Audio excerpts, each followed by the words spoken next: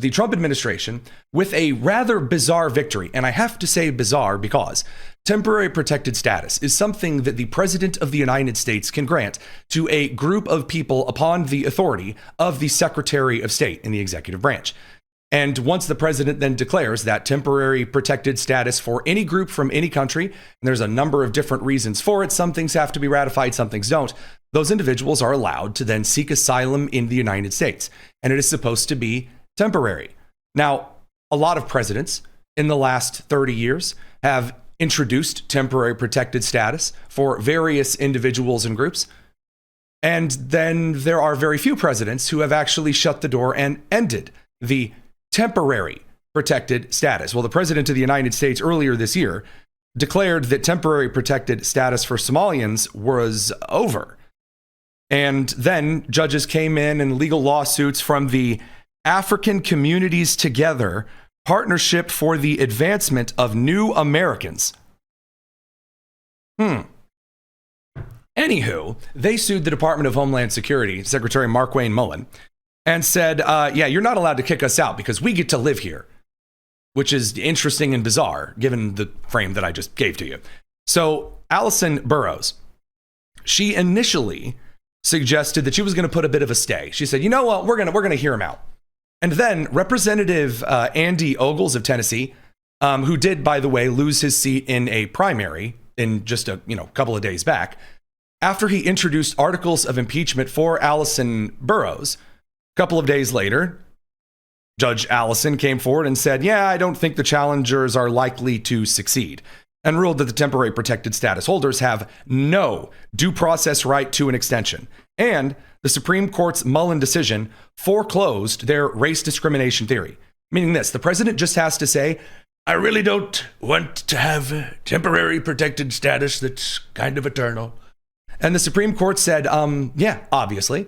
And just because someone over on MS Now is screaming and clutching the pearls and outraged and that kind of you need to leave style energy, Just because that person says that doesn't mean that the Trump administration then has to stop and say, oh, you're right.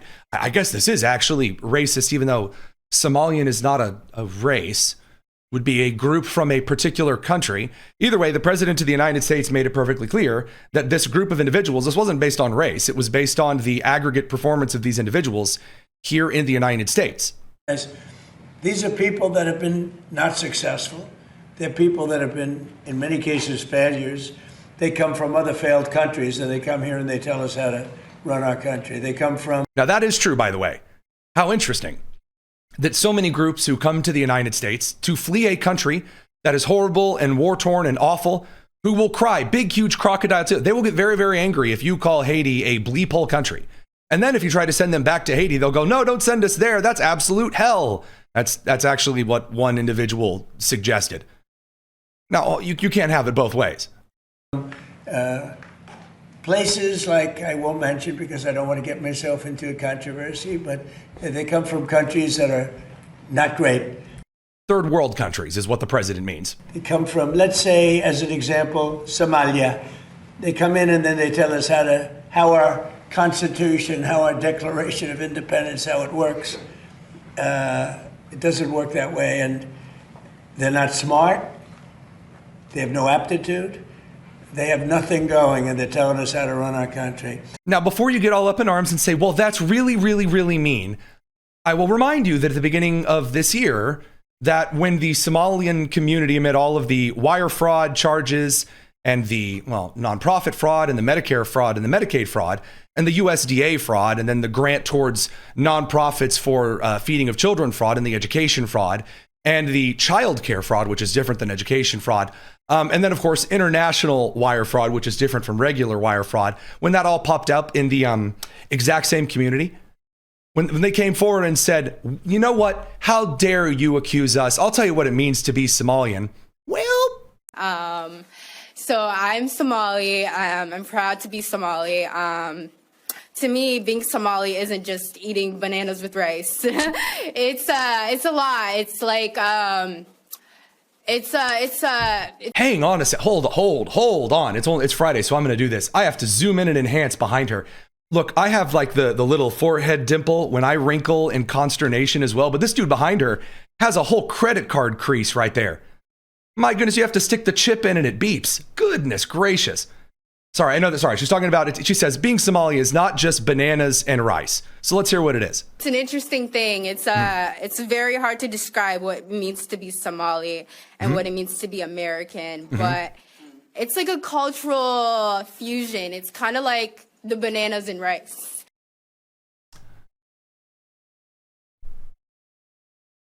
Okay. Yeah, that's It's a bold strategy, Cotton. Let's see if it pays off for him. So again, I'm just going to make the case right now. Again, this is still very bizarre because the president never should have had to fight a legal battle over this. There are things that the executive branch of government has always had jurisdiction over, according to the U.S. Constitution. That's immigration, by the way. Congress doesn't even really get to decide all of the individual terms. As this country was initially set up, it was the president and the Secretary of State who, together with the cabinet, convinced Washington what to do regarding foreign policy. And then Congress acted largely as a rubber stamp to commit resources from the 13 states to the measure. That's what it's for. And that's not just me saying that. Those are the writings of the founding and the first, second, and third generation fathers of our country have made that perfectly clear. Just because the administrative state now does a bunch of stuff it was never intended to do doesn't mean that it still can't. Just because Michael Jordan had a little bit of a weird baseball career didn't mean that he couldn't still turn around and dunk a basketball. You know what I'm saying? So, no. All right. And now I will say my heart goes out to Ilhan Omar, who's got to be going through a real one at the moment, just for real there. Now, only I believe there are currently a lot of reviews over visas and immigration and how many individuals in Somalia are under protected status, this temporary protected status. It is a low number. I believe it's like only 7% of those who are here in the country.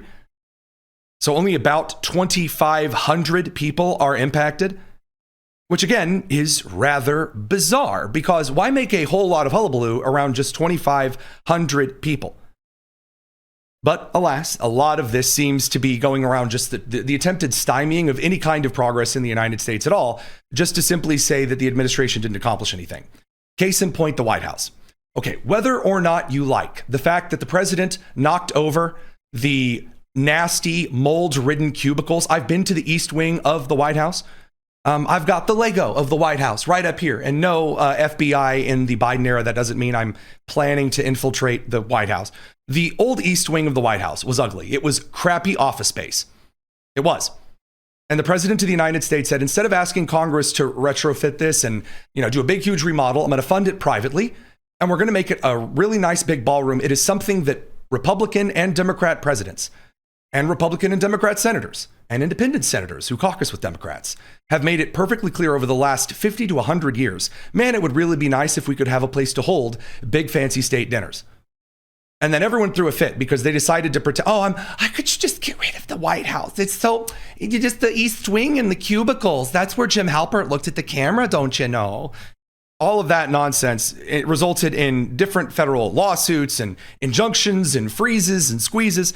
Well, finally, the Trump administration is requesting that the Supreme Court of the United States allow construction of the White House, requesting an immediate pause of lower court injunctions, which are set to take effect on August 21st. And the real reason, like the actual practical reason, guys, the building's already knocked down. The president's bunker is under the East Wing. Whether or not you like it or hate it, by the way, Trump's not going to get to enjoy it anyway. Just let the man build the building now. You're here. You can't build an exact replica.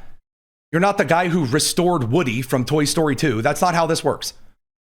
So Chief Justice John Roberts, he did weigh in and set kind of a timer here, which is a little interesting.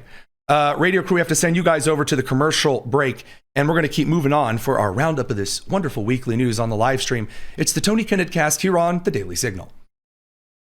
Now, John Roberts, who, again, has ruled against the Trump administration a couple of times, ruled for the Trump administration a couple of times. John Roberts has a weakness. He does. John Roberts' weakness is he doesn't like to be poked. He has a rather small amount of patience, and it can be weathered away rather quickly. So Justice John Roberts has been poked by people on the left about this over and over and over and over and over. Amen.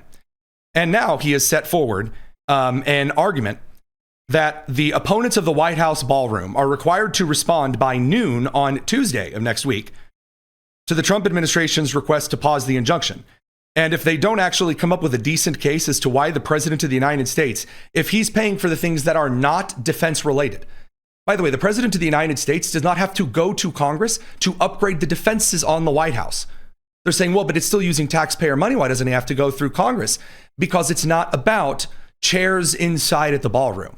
It's about anti-drone countermeasures. And if China and Iran and Ukraine and Russia and other countries out there, which are considered adversaries to the United States, Cuba perhaps, are now using drone swarms or monofilament controlled drones that don't necessarily use a wireless signal to actually attack things. And if there is an actual Chinese sniper and special forces intelligence officer that has bought a building 650 feet from the White House grounds, as we reported on yesterday, then yeah, maybe the president should just get to actually, build the building. Now, the Supreme Court is also expected to take a bit of a closer look at the president of the United States and the post office. So this is where things are going to get rather spicy over the next couple of days. The Department of Justice Office of Legal Counsel has issued a bunch of very queer rulings regarding the post office. So, for example, the federal post office has had a gun ban for a good amount of time, suggesting that you're not allowed to walk into a post office and have a firearm on your hip. And even though states like Texas and Nebraska and even Indiana back in 1998 tried to interfere and said, hey, these United States Postal Service buildings, you need to let people carry guns because they're public buildings. And the United States Postal Service responded, okay, yeah, you don't get to tell me what to do because the U.S. Postal Service, the USPS, is under the federal government. Well, the Department of Justice has essentially now labeled or issued new guidance, a new opinion, determining that the post office gun ban is unlawful, applying to otherwise law-abiding citizens. And federal courts really can't say boo about it because constitutionally, the Postmaster General doesn't report to Congress. The Postmaster General doesn't report to an Attorney General in some random state. The Postmaster General reports to the President of the United States. Say, Tony, why does this matter? Why does it? What's the point here? We are in the middle of an executive order by Donald Trump to secure voting in these mail-in ballots, barcodes on envelopes, and all of these leftist states, all the way from Pennsylvania Governor Josh Shapiro to California Governor Gavin Newsom, filed a lawsuit and said that states are in control of the elections, so the Trump administration has no authority to order the post office in what to do. Yeah, he does. Because if states choose to use the U.S. Postal Service, it's on the USPS terms. Now, they can choose when to accept ballots and not. They can choose when and what needs to be included in the envelope. But as to the direction of the U.S. Postal Service, that's under the direction of the President of the United States. And so this other executive order, which is also likely finding its way to the Supreme Court, even Amy Coney Barrett's evolutionary view, her very Notre Dame Law School view of the Constitution, which is kind of made of kitten whispers and evolutionary documents. Sorry, even though I'm a Hoosier and I love the rest of Notre Dame Law School is the most overrated institution since the SEC. So in regard to the President of the United States and the Postal Service, even Amy Coney Barrett is likely to rule. If the Supreme Court even agrees to hear it, they'll probably just knock down the injunction because the president has complete authority over it. So there are some big federal judicial moves that are currently happening. And I believe the radio crew is just now joining us back from the Supreme Court. Now, in the, not from the Supreme Court, from their commercial break. Both of them are sometimes useless. Radio crew, welcome back from the commercial break. I'm Tony Kinnett, your slightly